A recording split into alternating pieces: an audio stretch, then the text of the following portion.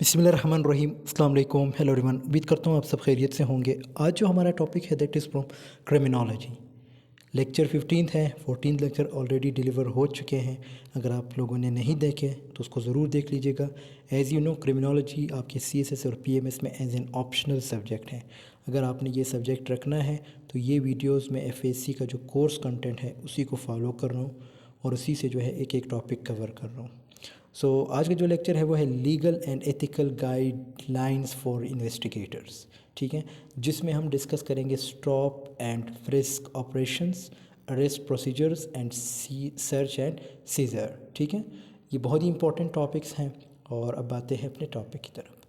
Frisk operations. Frisk का क्या मतलब है? Frisk operations are when police officers quickly pat down someone's clothes to check if they have any weapons or illegal items.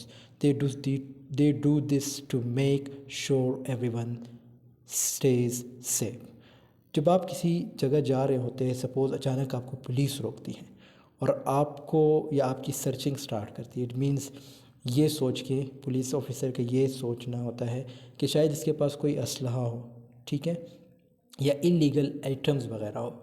तो ये इस चीज़ को या इस प्रोसेस को हम क्या कहेंगे, इस ऑपरेशन को हम क्या कहेंगे? Frisk operations.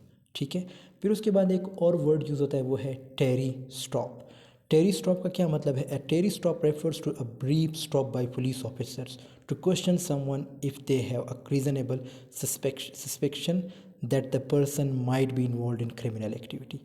ये भी सेम फ्रिस्क ऑपरेशन की तरह है, मतलब थोड़ा सा डिफरेंट है। उसमें तो आपको मुकम्मल तौर पे रोक दिया जाता है, आपके क्लॉथ्स वगैरह चेक किए जाते हैं, समटाइम्स इवन आपके शर्ट उतार दिए जाते हैं कि आपके पास कुछ है तो नहीं। फ्रिस्क ऑपरेशन में, टेरी स्टॉप में क्या होता है, आपको रोका जाता है इस बुनियाद पे, मतलब उनको शक होता है कि शायद इसके पास कुछ हो, कुछ सवालात किए जाते हैं।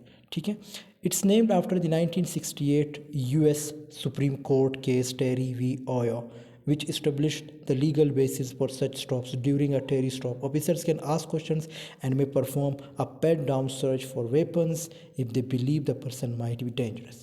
ये जो नाम है टेरी, ये एक्चुअली में एक बंदे का नाम था, तो उसको रोका गया था। ठीक है, अमेरिका की बात है, 1968 की बात है। ठीक है, और इसमें भी सेम वही चीज़ कि इसलिए भी रोका जाता है कि आपके पास कोई वेपन्स वगैरह या कोई इलीगल आइटम्स वगैरह तो नहीं है। सो इट मीन्स ये मिलते जुलते हैं। उसके बाद है snap checking. refers to a brief informal check conducted by law enforcement or security personnel. It is typically used to quickly verify certain conditions or items without a through investigation. For example, it might involve quickly checking if someone has identification of an era is square. The term emphasizes the speed and simplicity of the process. अच्छा, ये भी उसी तरह है, मतलब आपको रोका जाता है, आपसे कुछ सवालात किए जाते हैं, आपकी चेकिंग वगैरह होती है। ठीक है, जैसे यहाँ पे एक एग्जांपल भी दी गई है।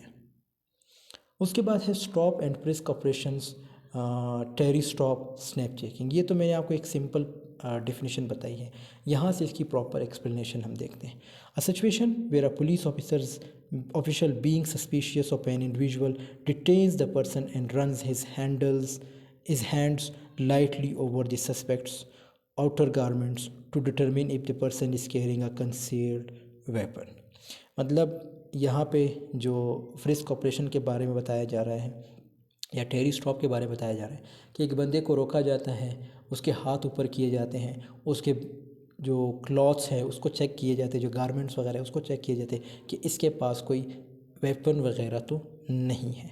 It is also called Terry operations because the term involved after the an American named Terry was stopped and then booked on account of possessing illegal weapon. ये तब हुआ था, कहते हैं अमेरिका में हुआ था, जब एक बंदे को रोका गया था जिसका नाम था टेरी। जब उससे रोका गया तो उससे वेपन बरामद हुआ था। The act of police was challenged for floating the guarantees as to personal liberties and protection against others such as enshrined in US Constitution wide Fourth Amendment to US Constitution. However, the US Supreme Court found it lawful on the part of police to stop and check someone randomly towards discharge of the duties entrusted upon the police. The case was reported as Terry versus Ohio State 1968. ठीक है। तो क्या होता है कि भाई इस पे समटाइम्स एतराज़ भी किया जाता है, मतलब उस वक्त भी एतराज़ हुआ था कि इस तरह किसी को रास्ते में अचानक नहीं रोक सकते, क्योंकि बहुत से लोग रिस्पेक्टेड भी होते हैं, रिस्पेक्टफुल लोग होते हैं, और इस तरह आप अचानक उनको नहीं रह सकते। तो फिर ये कमिटमेंट वगैरह की बात यहाँ पे आ जाती है यूएस का। और इस तरह ये जो नाम रखा गया था टेरी, ये एक बंदे के नाम पे रखा गया था, मतलब टेरी ऑपरेशन। लेकिन ये होता है आजकल भी, आप देखते होंगे पुलिस आपको अचानक रोक लेती है, किसी को भी रोक लेती है, ठीक है। और ये होना भी चाहिए। आई मीन लाइक अगर कोई सस्पेक्ट हो, ठीक है, जिस पे शक किया जा रहा हो, तो उसको रोकना चाहिए। Snap checking in Pakistan, Pakistan में स्नैप चेकिंग किस तरह होती है? It is possible in Pakistan under section it is permissible in Pakistan under section 125 और police order 2000 in following manner. कहते हैं स्नैप चेकिंग जो है पाकिस्तान में अलाउ है, और यहाँ पे आपको हवाला भी दिया गया है 125 section 125 police order 2002। Section 125 of police order 2002 में क्या है? Power to search suspected persons और व्हीकल्स इन स्ट्रीट ETC। ये बताया गया है कि आपके पास अख्तियारात हैं कि आप किसी भी शख्स को, जो मुश्तबा शख्स होता है, सस्पेक्टेड बंदा होता है, उसको आप सर्च कर सकते हैं, ठीक है। When in a street or a place of public resort a police officer on reasonable ground suspects a person or a vehicle to be carrying any article unlawful obtained or possessed or likely to be used in the commission of an offense, he may search such person or vehicle and if he account। यहाँ तक पहले ही समझते हैं। कहते हैं police जो है किसी भी बंदे को रोक सकती है, चाहे वो गाड़ी हो या कोई बंदा हो, ठीक है। जहाँ पुलिस को लगे कि ये सस्पेक्टेड है, ये जो कार है ये सस्पेक्टेड है, या ये जो बंदा है ये सस्पेक्टेड है, ठीक है। And if the account given by such person or possessor of the vehicle appears to be false or suspicious, he may detain such article after recording in writing the grounds of such action and issue a receipt in the prescribed form and report the facts to the officer in charge of the police station for informing the court or proceeding according to the law। Suppose अगर कहते हैं कि अगर उसके पास असलहा हो या कुछ भी हो, जो मुश्तबा शख्स है, ठीक है, सस्पेक्टेड पर्सन है, या जो गाड़ी वगैरह, तो पुलिस जो है उसको ये राइट नहीं बनता कि उसे डायरेक्ट जो है या मतलब मारा जाए या उसे टॉर्चर किया जाए, ऐसा बिल्कुल उसका राइट नहीं बनता। पुलिस जो है फिर क्या प्रोसीड करेगी? कोर्ट की तरफ, ठीक है। मतलब जो पुलिस इंचार्ज होगा किसी भी थाने का, उसको इन्फॉर्म करेगी, ठीक है, वो फिर आएगी। इसी तरह उसको जो है जो फर्दर प्रोसेस होगा वो कौन सा होगा? ये कोर्ट वगैरह का होगा, ठीक है। ये वैसे चीज़ें हमने डिस्कस की है, ये जो पाकिस्तान में क्या कहते हैं, कोर्ट का प्रोसीजर क्या है, ठीक है, जुवेनाइल कोर्ट प्रोसीजर क्या है, या क्रिमिनल कोर्ट प्रोसीजर क्या है, ये सारी चीज़ें ऑलरेडी डिस्कस हुई है। Note, however these powers are not meant to be used recklessly, rather section 156 of the same act duty protects against unreasonable search in the following manner. कहते ये हर जगह आप नहीं कर सकते। जैसे प्रोटेक्शन अगेंस्ट अननेसेसरी सर्च, कहते आप किसी को अननेसेसरी सर्च नहीं कर सकते। मतलब कोई बंदा जा रहा है, आप उसे, उसके पास कुछ है भी नहीं, मतलब आप उसको जो है किसी क्या कहते हैं, दुश्मनी के बेस पे या उसको जानबूझ के तंग करना, उस बेस से रोक रहे। जैसे यहाँ पे लिखा है 156 पेनल्टी फॉर वेक्सेशियस। वेक्सेशियस का मतलब क्या है? कॉजिंग इरिटेशन और एनॉयंस, ठीक है, किसी को तंग करना, ठीक है। Entry, search, arrest, seizure of property, torture ETC whoever being a police officer. Suppose अगर कोई करता है इस तरह, जो कि पुलिस ऑफिसर हो, किसी को जानबूझ के तंग करना, उसकी प्रॉपर्टी हड़प करना, ठीक है, किसी को टॉर्चर करना या अरेस्ट करना, तो उसके साथ क्या होगा? Without lawful authority or reasonable cause enters or search or causes to be entered or search any building, vessel, tent or place. मतलब यहाँ पे ये नहीं जा सकते। Vexatiously and unnecessarily seizes the property of any person, यानी किसी को, जैसे ये वर्ड का मैंने आपको ऑलरेडी बता दिया, इसका मतलब क्या है? कॉजिंग इरिटेशन और एनाइंस, ठीक है, कि मतलब जानबूझ के आप किसी को तंग नहीं कर सकते उसकी प्रॉपर्टी के बेस पे, या उसकी प्रॉपर्टी को कब्जा करना, ठीक है। इसी तरह वेक्सेशियसली एंड अननेसेसरली डिटेन, सर्चेज और अरेस्ट एनी पर्सन, जानबूझ के या किसी को तंग करना, उसको फिर गिरफ़्तार करना, ये भी अलाउ नहीं है किसी भी पुलिस ऑफिसर के लिए। Inflicts further torture or violence or to any person in this custody shall for every such offence or conviction be punished with imprisonment for a term which may be extended to 5 years। कहते हैं अगर कोई police officer ये करता है, ये जो मैंने ऊपर चीज़ें बताई है, किसी को जानबूझ के उसकी प्रॉपर्टी या उसको तंग करना, उसको अरेस्ट करना, तो उस पुलिस को जो है 5 साल कैद की सज़ा सुनाई जाती है। और ये बढ़ भी सकती है, लेकिन यहाँ पे ऐसा कुछ भी नहीं है ब्रो, ठीक है। Features of stop and frisk operations a necessity for law and order. Lawful procedure as sanctioned under Police Order 2002 often to abuse arbitrary often evokes resentment amongst the people, a cause of police grievances against police not regulated by specific SOPs and no practical remedy against क्या किसे कहते हैं misuse. How to perform the process, how to reform the process. The procedure can be made public friendly and useful through following measures: framing of SOPs, ensuring self-respect for the citizens, stop for checking. अब कहते हैं ये चीज़ों को कैसे रोका जा सकता है, जिस तरह आप लोगों को जानबूझ के रोकते हैं, उसे तंग करते हैं, तो उसके लिए कौन सी SOPs होनी चाहिए, ऐसा कौन सा प्रोसेस होना चाहिए, इसको हम कैसे रिफॉर्म कर सकते हैं। सबसे पहले कुछ SOPs को जो है फ्रेम करनी चाहिए, और उसके साथ साथ सिटीज़न की इज़्ज़त होनी चाहिए। इंस्टॉलेशन ऑफ ऑनलाइन कैमराज आप लगा ले भाई, बेशक ऑनलाइन कैमराज में सब कुछ आपको पता चल जाएगा कि बंदा क्या कर रहा है और क्या नहीं कर रहा, ठीक है। Toll free complaint number and police pickets, और इसी तरह periodic visits of the higher officials, और इसी तरह behavioural training of the staff, ठीक है। कहते हैं उनको ट्रेन करना चाहिए कि वो किस तरह बिहेव करें और किस तरह आवाम से मिले, स्पेशली पुलिस की यहाँ पे बात हो रही है। Educating the public at large, और पब्लिक को भी एजुकेट करना चाहिए।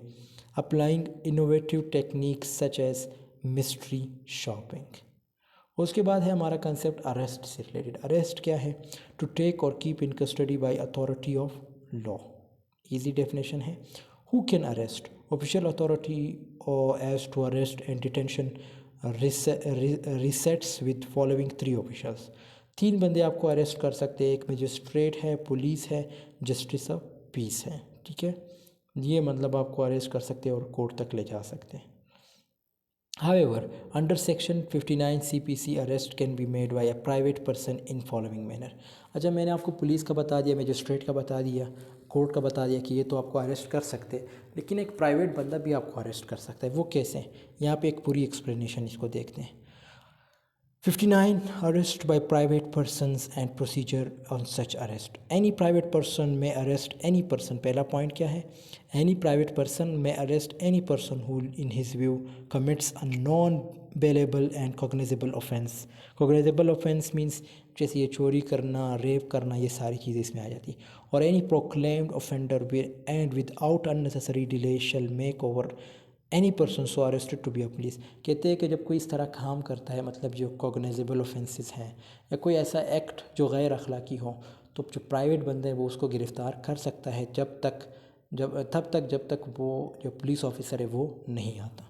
दूसरा point, if there is reason to believe that such person comes under the provisions of section 54, a police officer shall rearrest him.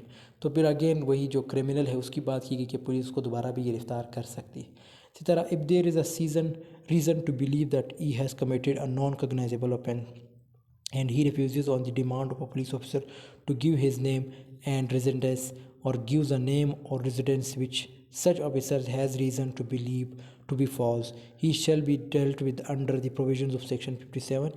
If there is no sufficient reason to believe that he has committed any offense, he shall be at once released.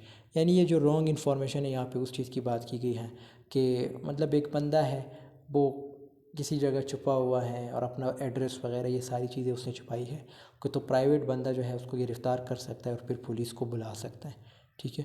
और फिर बाद में पता चलता है कि भाई अगर वो बेकसूर है तो उसे रिहा किया जाएगा, और अगर नहीं है तो उसे जो है जेल में रखा जाएगा। Manner and condition of arrest. The manner of arrest is provided under section 46 CRPC। Arrest how to be made, किस तरह अरेस्ट करना है। In making an arrest, the police officer or the person or other person making the same shall actually touch or confine the body of the person to be arrested, unless there be a submission to the custody by word or action, ठीक है। Requesting and over, अच्छा ये तो बहुत easy है, मतलब किस तरह जो है अरेस्ट करते हैं हम, और ईजी लैंग्वेज में भी मैं लिखा है, और पुलिस वगैरह की यहाँ पे बात हो रही है, ठीक है। Nothing is a section of gives the right to a cause the death of a person who is not accuse of an offence. मतलब आप किसी को कत्ल नहीं कर सकते, किसी को मार नहीं सकते जिसने कोई जुर्म ना किया हो, ठीक है। विद डेथ और उसको जो है आप उसकी कत्ल नहीं कर सकते, चाहे वो जेल में हो या किसी जगह और जगह हो। तो ये सारे इजी पॉइंट्स हैं। उसके बाद लास्ट जो टॉपिक था वो है search and seizure. A hunt by law enforcement officials for property or committing believed to be evidence or crime and the act of taking permission of this property। ठीक है, black law dictionary. Who can be seized by police? Suspected and stolen property। ठीक है, कोई ऐसी property हो तो police उसको जो है कब्ज़े में ले सकती है। ठीक है, जो स्टोलन प्रॉपर्टी हो उसको भी। और इसी तरह arms and ammunition for unlawful purpose, कोई ऐसा असलहा हो जो गैर मतलब कानूनी तौर पे यूज़ किया जा रहा हो तो उसको जो है पुलिस अपने कब्ज़े में ले सकती है। Disposal of seize property, interim disposal, सुपरडरी। ठीक है, इसी तरह फाइनल डिस्पोजल। सो दोस्तों, यहाँ पे हमारी वीडियो की एंडिंग होती है। आई होप आपको ये वीडियो पसंद आई। पसंद आई तो ज़रूर लाइक कमेंट शेयर कीजिएगा। मिलता हूँ आपसे नेक्स्ट वीडियो, तब तक के लिए अल्लाह हाफिज़, टेक केयर ऑफ़ योरसेल्फ।